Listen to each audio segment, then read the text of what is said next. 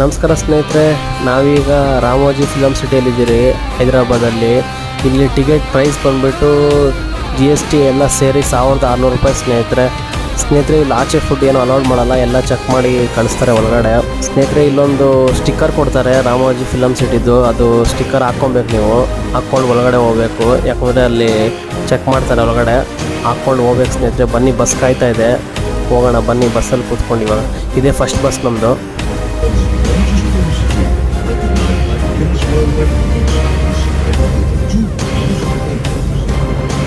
ಸ್ನೇಹಿತರೆ, ಎಂಟ್ರೆನ್ಸಿಂದ ಒಳಗಡೆ ಕರ್ಕೊಂಡು ಹೋಗ್ತಾ ಇದ್ದಾರೆ. ಅಲ್ಲಿ ತುಂಬ ಬಸ್ಸಸ್ ಇರುತ್ತೆ, ಚೇಂಜ್ ಮಾಡಬೇಕು.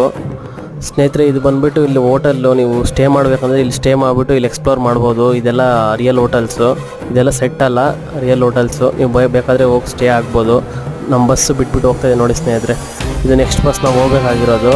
ಈಗ ಬನ್ನಿ, ಇಲ್ಲಿ ಏನಿದೆ ನೋಡೋಣ.